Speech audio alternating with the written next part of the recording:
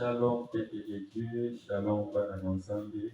Ici, quand nous sommes besoin de partout, c'est quand nous sommes là à Pambola Bino, c'est quand nous sommes là à Salabino Bolamo. Et bien aimé, nous allons dans la émission de Bino Obolimata Mingi, où ils allaient la connaissance sauve. Et les lots, mon côté, nous sommes ensemble, nous avons fait un mobile, nous avons fait un frère, nous avons vraiment Zambé à Pambola Bino. Alors, pourquoi les lots, nous allons dans ce sujet, mon cousin, mon client, ma casse, sujet na biso ezali comment trouver une bonne femme. Alors, sujet ya pourquoi les lots, na bieti na mokili, biso nyonso tozala na posa kozwa mwasi ya malamu. Mais biso tozala makokiti ya kolakisa bino ndenge nini okoki kozwa mwasi ya malamu. Mais tozali na papa na biso oyo ezali le pasteur, yeye moto azali censé ya kopesa biso explication ndenge nini tokoki kotrouver mwasi ya malamu. Bisika papa azali akoki kokota po ete aya kopesa biso explication claire ya ndenge nini tokoki kotrouver mwasi ya malamu. Ah, notre papa est là, que Dieu soit loué. Ici, Kabozali, Bobeti, Ata Maboko, Pona, le Kumu, na Yesu, Masia, vraiment, Nzambe, à Pambolabino. Oui, papa, Nzambe, à Pambolabino, Josane Sango, Yakoyo, Kabino. Si j'ai un abisso, ya poko, Elizali, comment trouver une bonne femme. Dengue Toza, Boye, Ezala, Mibali aussi, Babala, Mibali, Babali, que ono Babali, Bazana Kati, Yambara, de Choua, Kolokakoyeba. Ndenge nini tokoki pour trouver mwasi ya malamu. Et tant que serviteur de Dieu, j'espère bien que vous êtes mieux placé pour expliquer biso pe ba ibaza kolanda biso koluka koyeba ndenge nini tokoki pour trouver mwasi ya malamu. Vous avez la parole, notre pasteur. Merci beaucoup, frère Glody. Merci Naba Nzambe Nyonso Obakolanda biso de partout. Nzamba Pambola Bino. Ah, Nzamba Pambola Bino, le frère Nathan. Toujours au foulet au moulin. Azana Late, et vraiment, dans ce pays, dans la jeunesse, Oyo, nous se présenter comme on a vu un pasteur Gen Bokumbo, au bassin de ma père, du ministère d'Alliance de Jésus-Christ de Nazareth, où nous sommes dans la ville de Kinshasa, dans le pays de RD Congo, nous sommes dans le quartier abattoir pour la Kinshasa, quartier abattoir dans la commune de Massina, précisément Massina, dans Massina, Petro Congo, dans le district de Tchango. De bisika oyo ezwami ministère ya alliance de biskaza bazana biso. Mutuna oyo eza tellement important pe eza mutuna moko malamu makasi de konanga le frère Glody oyo ezali konuire bato ebele po tozomona mabala ezokabwana badivorce ezosalama. Tuna makala bato ebele est-ce que eza po bato vraiment sa malamu te to ndenge nini. Mais lokola nzambe apesi bino sujet na émission kitoko oyo tolobaka la connaissance sauve pour vous bénir dans les lots, on va s'en attendre la bino. Na koki ko répondre bon côté ce qui n'a pas tout ma commune en Zambie. Mais avant la bande à photo sambela parce que nous sommes en train de taper ça. Na bondeli éternel Dieu merci pour la moment malade au pessimiso.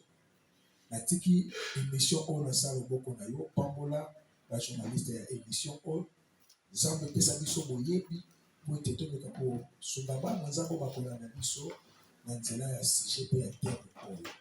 Tika kombo na yo ekomisama na misala oyo kosalama awa na kombo na Yesu. Amen. Ok. Na yamona ya ndora boye na kotanga makomi na Proverbe chapitre 18 le verset 22. Proverbe 18 le verset 22 et le binamba qui trouve une épouse trouve le bonheur. C'est une faveur que l'Éternel lui accorde. Ce qui te l'a dit malamu bisika on peut comprendre que proverbe elobi, c'est lui qui trouve une femme trouve le bonheur. D'abord, une femme on ne les cherche jamais. Erreur yamakasi ezalelo na génération toza, c'est parce que bazo ça la recherche ya basi na place va trouver. Il y a la différence entre rechercher et trouver. On peut comprendre que ce que nous avons dit sur le à Saoul, lorsque papa n'a eu kiss à Tinda Kie, à Kedekoluka, Pato Babungaki, Saoul a zaké un serviteur, Batambola qui je crois, dans le village à 4.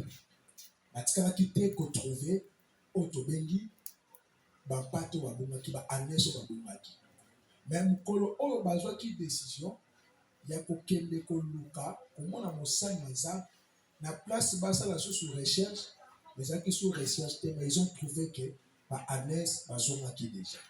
C'est qu'en réalité une femme recherchée c'est une mauvaise femme. Mais une femme trouvée, c'est une bonne femme qui apportera du bonheur. Yango oko comprendre eloko moko et chaque abatebele ezouta na recherche. Na recherche okomona basa lolenge nyonso na ba Facebook. Na recherche okomona bango na TikTok. Na kati ya recherche okotala mingi beauté extérieure mais intérieure te. Parce que la recherche ekosenga na yo tala lati ndenge nini azoloba ndenge nini. Mais or, une femme, ce n'est pas seulement la beauté extérieure, mais ce qui compte, c'est la beauté intérieure.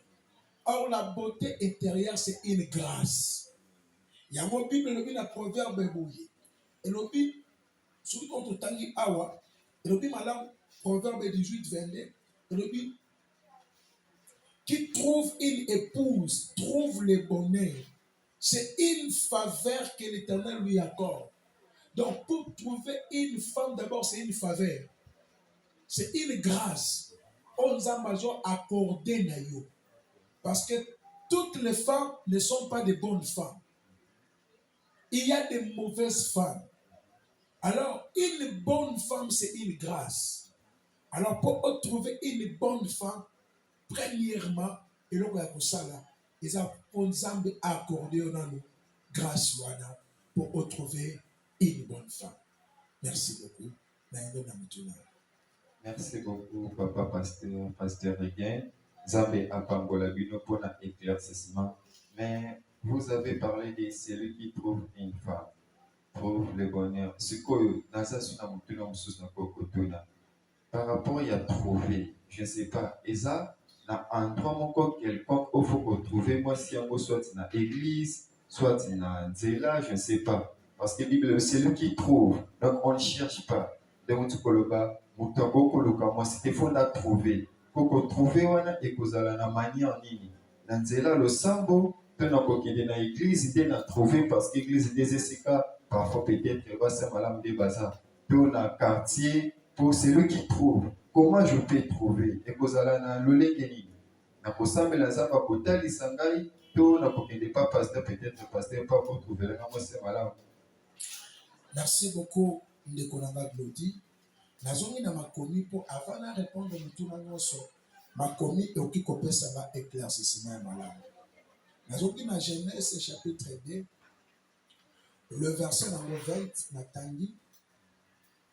Qu'est-ce que la Bible dit? L'homme donna donc un nom à tous les animaux domestiques, à tous les oiseaux du ciel et aux animaux sauvages. Mais il ne trouva pas d'aide qui soit son vis-à-vis. Et dans le verset 21, la Bible dit, alors l'Éternel Dieu plongea l'homme dans un profond sommeil. Pendant que celui-ci dormait, il prit une de ses côtes et renferma la chair à la place. Et si quelqu'un qui trouve moi na moi si malade, début de lui que celui qui trouve une femme trouve le bonheur. Na koloba ke Adam pe na époque na ye abandé ko sa la recherche. Que ya moi si moko azala pembe na ye. Parce que lorsque Adam zo pesa ba kombo na banyama nyonso, Bible lobi apesi ba kombo seke na banyama nyonso bandeki koya, Adam bandeki ko sa la recherche. Ayeba na banyama nyonso bazoleka, est-ce que na kokipi ko kuta na muto akokani na ngai, omoni recherche bisike za. Celui qui fait des recherches peut tomber dans les erreurs. Amen. Oui, celui qui fait des recherches peut tomber dans des erreurs. Parce que na kati ya recherche, okotika na to musu ko zo muto yo linga kite, mais apparence na ye okipe kokosa yo. Nazo maintenant na lisolo ya Samuel na Eliab, nazo zonga. Lorsque Nzamba ebisi Samuel na 1 Samuel, ebisi kende na libote ya Isaïe, c'est parce que j'ai rejeté Saoul. Comme je l'ai rejeté, kende Et si quand on a zo tinda yo, ponga si na trouvé, muto ya bongi samaki. Est-ce que tu donnes malade? Muto ya bongi samaki, eza o singa na zui. Muto ya monzamba pesa ki ye kombo te. Si réellement monzamba pesa ki Samuel kombo, et puis c'est que ça qui David. Samuel n'a rien mbala moko, alors dit Isaïe, je cherche un enfant au nom de David. Dieu appelle ça qui est comboté. Zamba yebisi ye kende kaka. Na libota wana, eza na muto singa na trouvé. Aussi na sepeli na ye. Tango Samuel akei, abandi ole aluka trouvé, atuna nzambe, mais abandi sa la recherche. Na kati ya recherche akoluka muto nzambe sepeli na ye, akweisamaki déjà na apparence.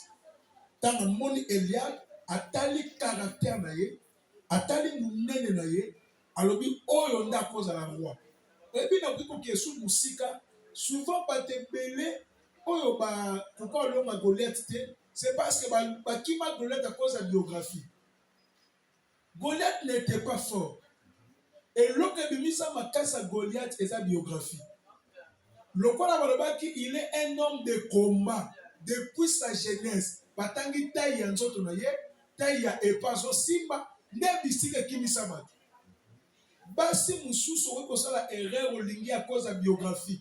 Atanga ebele, aza licencié, aza gradué, mwana biso asokolaka basan, mwana biso parents na bazo peso biographie à mwana bango. Donc en réalité, soko tali na se ya Goliath azaki incirconcis. Or, incirconcis, jamais circoncis. Les enfants d'Israël étaient circoncis, un peuple de Dieu. Et puis, il y a d'autres femmes. Il est une fille de la maison, mais il n'est pas une femme. Or, Goliath était fort pour vaincre seulement les Philistins.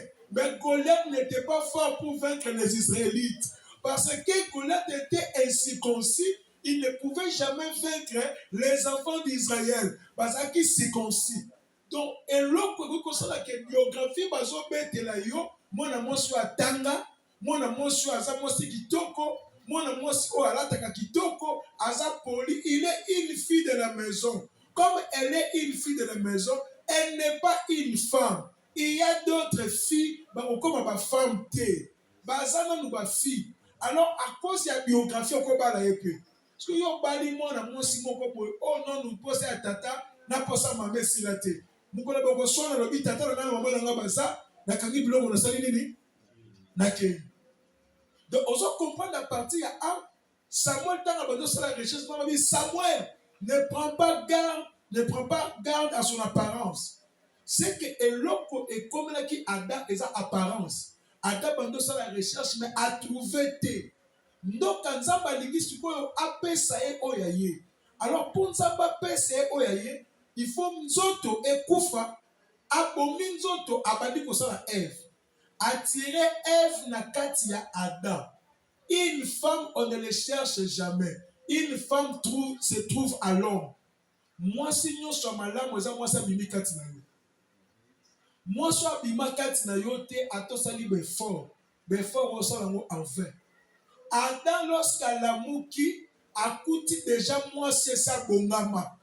Akuti moi si on déjà ya malamu sazali. Et l'ikoloba que c'est lui qui avait créé une femme pour Adam, ce n'était pas la mère d'Adam, ce n'était pas le frère d'Adam, mais c'était Dieu. On peut trouver une femme qui a demandé la volonté de Dieu. Parce que Nzambende a yebike, moi na moi chose les kaza tiré par na yo. Nzambende yebike basi musu baza basi ya mai. Basi musu baza basi ya kobala te. Il y a d'autres femmes au kobala été mon frère. Soko juye obalie milelo na milelo. Ojuye obalie pasi na pasi. Ye ayaki ayebeke na libala ayekolo na bapongi. Ayebeke na libala ayozole babone. Tango aya koti na libala moni makambo yindi abandi koloba okakoloba te parce qu'elle n'a pas le cœur d'une femme. Donc on peut trouver une femme qui est dans la présence de Dieu ou en demandant le Seigneur.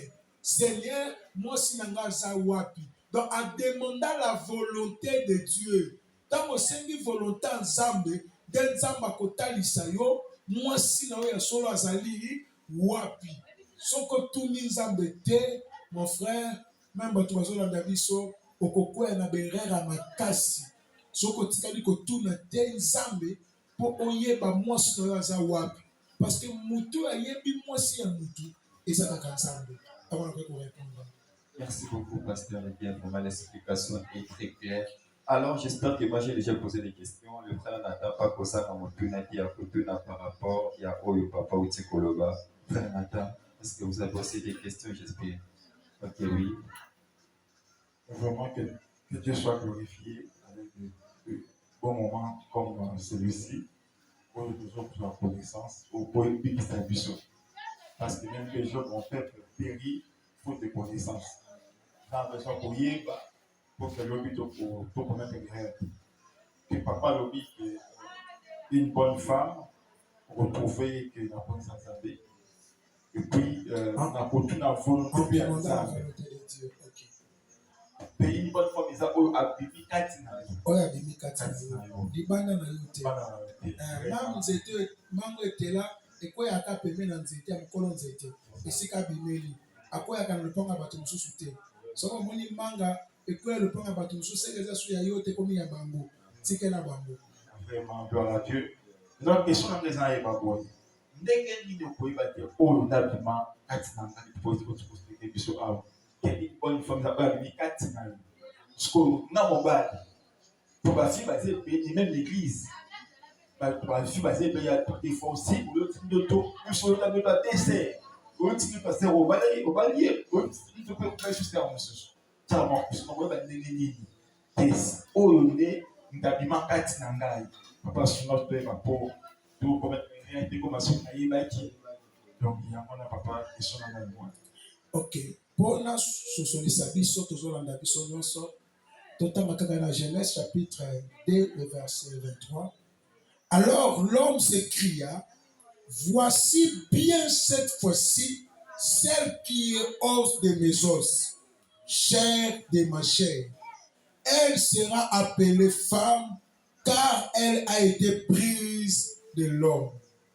Awa oyoki ke balobi lorsque Adam alamuki, Adam gangi. Donc Adam moni Ève, Adam agangi. Alobi, oh, voici bien cette fois celle qui est os de mes os. Adam a commencé par os de mes os. Adam n'a pas commencé par la chair de ma chair. Os de mes os, l'os ne se voit pas. L'os, c'est la spiritualité. L'os, c'est le désir qui est à l'intérieur de l'homme. On peut comprendre que Adam a découvert moi sinaye premièrement par le désir intérieur, non par le désir extérieur. L'erreur que nous commettons du jour au jour, c'est parce que nous essayons de voir sur le désir extérieur. Or, le désir extérieur, c'est ce que les yeux voient. Or, les yeux, le roi Salomon nous dit, les yeux ne se rassagissent jamais de faire le choix. Oui, mais ce ton d'akate, yakopona. Mais le cœur, o azaya yo, na kati ya motema na yo, okoyoka nzoto nyonso eningani punzi. Eloko eza ya yo motema ekopunza. Or, soki tozongi mwa malamu na Rebeka. Rebeka lorsque bauti kobale bazoya na ye, Rebeka bana mibali baleke be na nzela wana. Mais lorsque Rebeka amoni Isaki na musika, atuni mbala moko Eleazar, alobi oyo wana zoya eza nani? C'est que même pe na mwasi na ngamu na ye, asantaka pe nzote punzi ke oyo nde na bimaki kati na ye. Soki punzi te ya tika. Parce que Adam la muka gangi, oh! Tala oyo babengi mikuwa ya mikuwa na ngai. Adam bandi na musuni te. Yango ozomona bana mibali bazokufa, oleba banda na mikuwa, azobanda na musuni.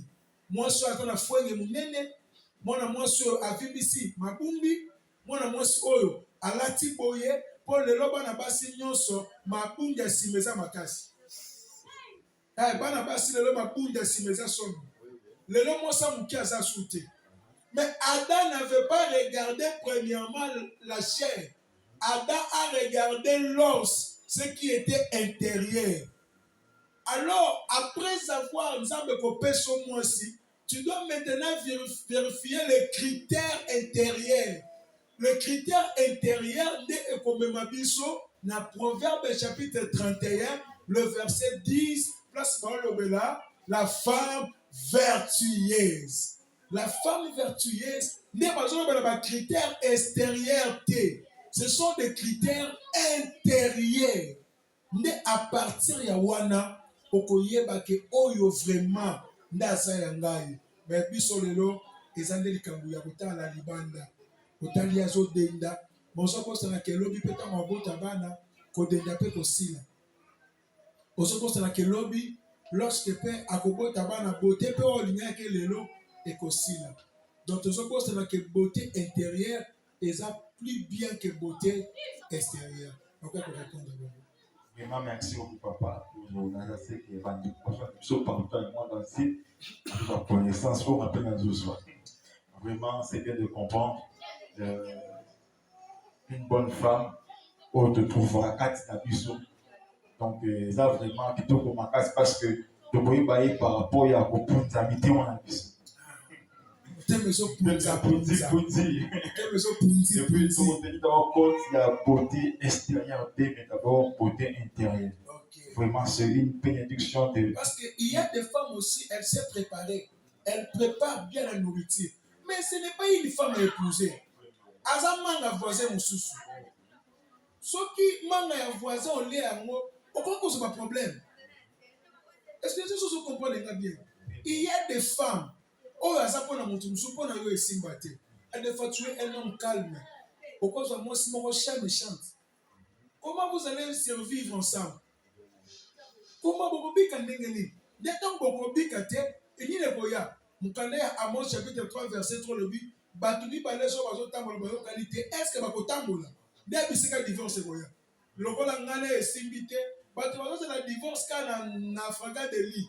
Mais le divorce c'est comment na moni mona moso na ngai ezo simbate mouton qui ko supporter mouton ko le kaye soixante. C'est celle Jésus qui supporte les erreurs, c'est celle Jésus qui nous aime. L'amour de Jésus personne en a. Personne n'a l'amour de Jésus. O akolo ba ke na supporter lelo, na supporter lobi, na supporter lobi ezoya. Un jour akopaye alembi ope a atikio. Donc nous devons choisir d'abord des femmes par rapport à Yamikoua Nabiso. Merci papa. On a la question de Soussou. En ce qui concerne Bassi, c'est vraiment un sujet trop complexe, très compliqué. Ça va tomber plein dans 4 heures. Parfois ça nous embrouille vraiment. Donc, c'est compliqué. Souvent, quelque chose à papa. Comment on peut croire vraiment que c'est une bonne femme? Les caractéristiques d'une bonne femme. Il y a ça que vous avez parce que d'autres femmes, ma femme, au début, elle présente de bons signes. Au début, comme ça, elle se comporte très bien, mais par après, elle a changé. Maintenant, dès que vous pouvez dire que, à d'après 50 ans, on a changé. C'est toujours une bonne femme. Ok. Ce que nous avons commis, on peut comprendre que lorsqu'un Zambé, asalaki Adam azaki ye moko Nzambe apesaki libeko etango Eva ye Nzambe asolana mwasi te Nzambe asolaka na mobali.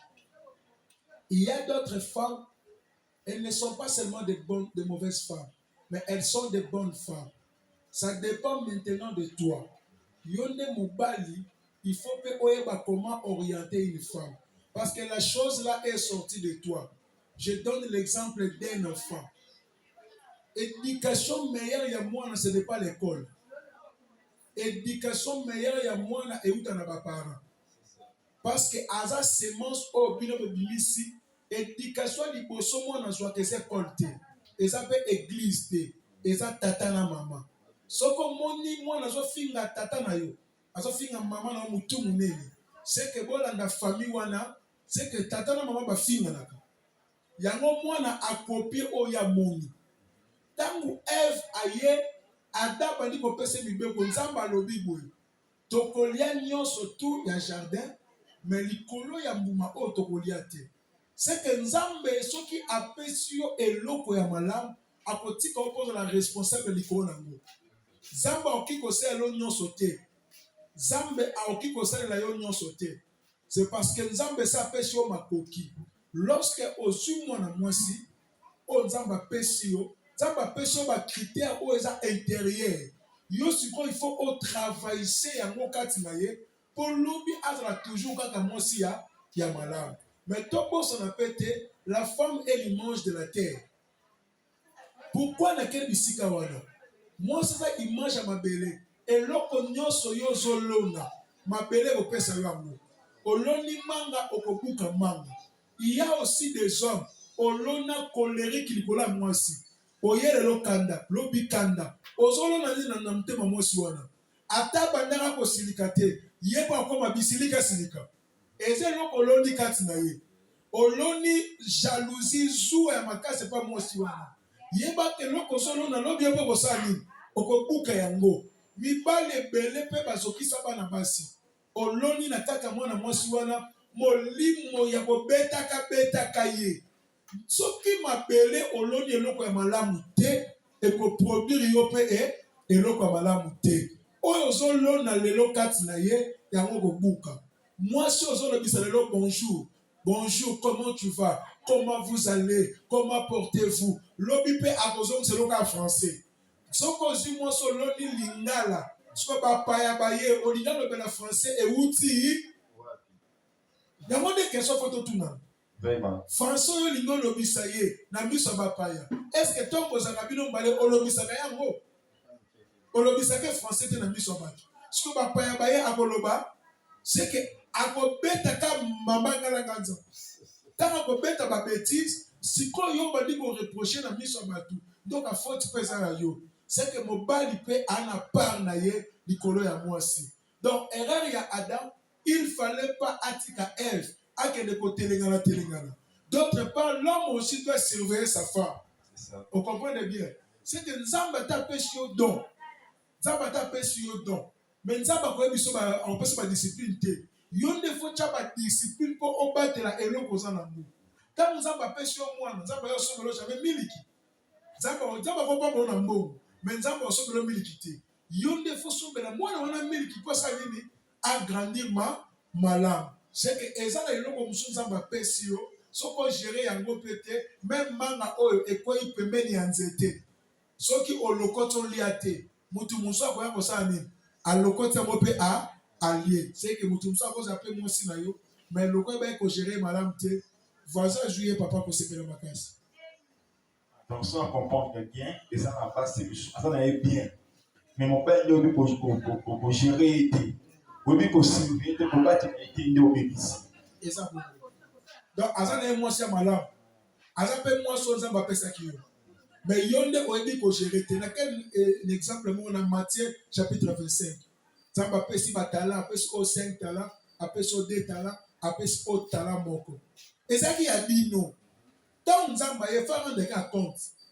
Aye, yo sali ndeli ngana multiplier. Bon serviteur. O ya sali ndeli na multiplier bon serviteur. Mais o wala judi akunda na sama beli. Mwasi na yo moko. Mais yo tika la jamais kobongisa.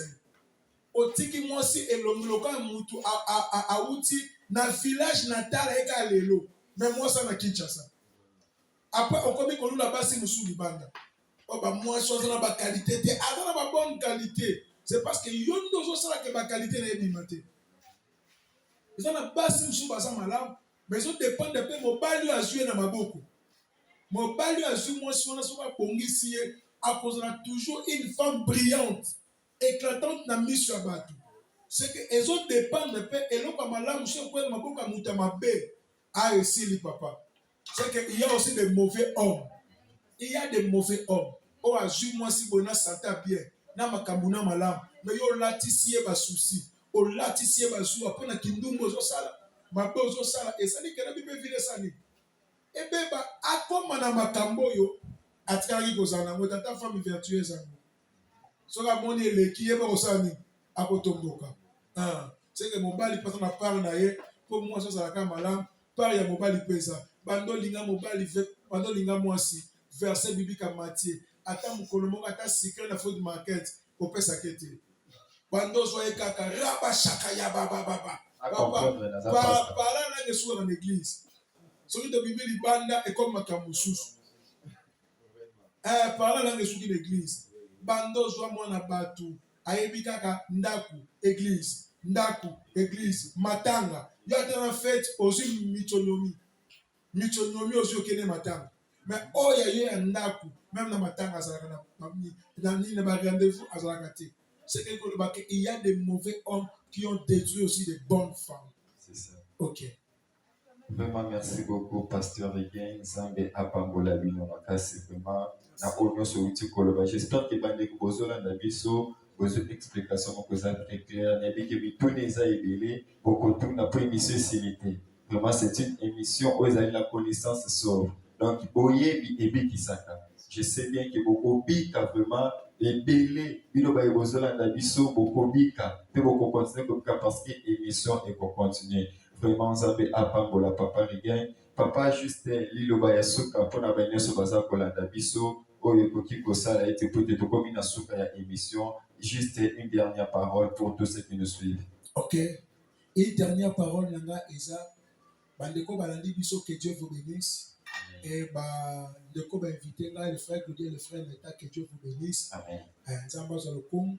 Ozana posa ya connaître le komoko s'abonner na chaîne na biso oyo eza Regain Bokungu Espace TV o s'abonner na chaîne na biso et on salata commenter poser biso ba question sur ba commentaire question oyo ezo perturber et nous allons rentrer encore pour bandeko bazo sama sur la émission pour na répondre concernant les mariages pour atteindre une bonne femme l'obé ko être tout rappel le mariage comment donc bandeko ba biso pour s'abonner na chaîne ou la biso YouTube sur écran on a commis Regain Bokungu Espace TV pour s'abonner et pour savoir la matage na insister na bandeko na botika kotala beauté extérieure la beauté intérieure. Vraiment. Pour trouver une bonne femme il faut chercher la face de Dieu demander la volonté de Dieu pour être nzambe na yebi moi ça mabe nani moi c'est pas ya malamu nani donc on a ko insister ya ngwana mais soki nzambe apesi yo mwasi kokomisa ye rido ya ndako te kokomisa ye mwasi abilanga te ozwi mwasi ya malamu fleur nyonso na maboko soki ozwi fo komisa yango toujours joli soki onéglige fleur wana bato mosusu bakozwa ye eloko nyonso malamu nzambe apesaka motu nzambe ayaka su te mpo asala yango befort mosusu yo nde kwei na maboko na yo bongisango bandeko bolandi ngai vraiment oza na mwasi aza malamu yo koma mona kaka mwasi no mabe mpo so omoni mama Dorcas na mama Jeannette vraiment nakopesa yo conseil zongela mwasi no wana aza mwasi ya malamu zwa nde sikoyo makambo ya malamu tia kati na ye alobi mwasi aza mabele soki oloni ya malamu akopesa yo ya malamu soki ozomema mwasi na brutalité ndoko ososolaka ye aza mokuwa akobimisaka biloko ya kati oyo oyebaki te yango monaka mwasi abimisaka biloko oyo otikala kondima te yo opesi apesi 12 yango moni meme na koswana mobali akoka mwasi te olobi 3 ye alobi 40 c'est parce que ye aza na auta na kati ayebi biloko ya kati nde fonctionnaka ya solo ndeko na ngai bino bozwa mpasi ya malamu bokomisa bango babasha pungu yaya change zwa mwasi meme na moi restaurant loba na chérie je t'aime beaucoup tu es mon amour tu sais salemo basipouze akolingwa kala yo na kala ozwi na mwasi mwa hamburger ozwi na mwa shawarma mais lelo ekomaka lipa ipaki lipa ipaki donc kaka lipa ipaki oya makasi wana vraiment oyelie lipa ipaki mpe ata monese eza te mpe ko so babudo epola wana batie na pilipili otie mosi na kati oyo batumba otie na jus wana ya plastique wana fiesta oye chéri ndi mwasi akosepela te yela ata mwa dole bozongisa kolingo na bandako nde bozolanda biso zonga bisa mama na lela yo fort mama okasu na lela te Et comme Rababa, papa pasteur, vous avez bien, changer et vous avez malamu. Tous on s'abasse na biso ba frère. Ba maman pe bolanda ngai. Tangu papa zio frère ko le bater ko mi yuma na yo. Ko bino pe ba seza so ko ko linga so kajole yo, omoni oya sutu ke na ngai. Akomona mwasi musute na kanga ye. Ya ko bima wapi? Bo kanga biso te po prison ezalaka te. Bolanda bien mobali. Bachaka na prison te. Mobali alo mwana bébé omemi eke da sieti a koi. Bon mais ma biso bien. Bon ma biso bien na ko bina suka. Que Dieu bénisse nos fidèles du ministère Alliance. Que Dieu bénisse aussi mes enfants. Amen. Que Dieu bénisse tout le monde qui va nous suivre. Ça va pas me l'appeler. Papa Jean, après le pain Mobimba. Ça va pas me l'appeler.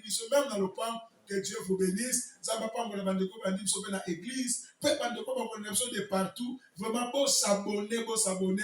Et vous allez malade.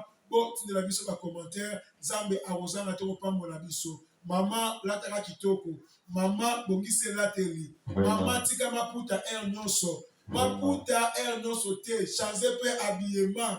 Maman, changer habillement. Oh, ma puta. Maman, osa ma mélodie. Attends, maman, yakala. A cause de ma péchette. Lata kitoko. Matanga, maman, bata kitoko. Fête, bata kitoko. Mais, sur la peine, n'a pas de banda natakili puta loka bana ba problème to basinaki contrat yo na ndaku na maputa vraiment maman go chancer la télé kozala malam. Que Dieu vous bénisse tous. Merci beaucoup mes bien-aimés na sambe la pona clôture ya émission.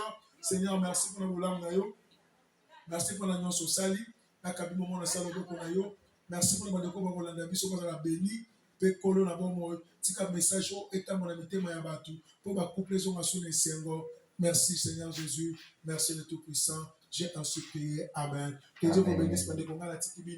Merci beaucoup, papa. Que Dieu vous bénisse aussi abondamment. Oui, nous sommes comme une souka en Zambie, à Pambola Bino Bisika Nyonso. C'est tout le frère Glody Boyibo, l'homme selon la grâce de Dieu, avec le frère Nathan, l'homme de fée. L'émission continue toujours. N'oubliez pas de vous abonner. That God bless everybody. Ciao.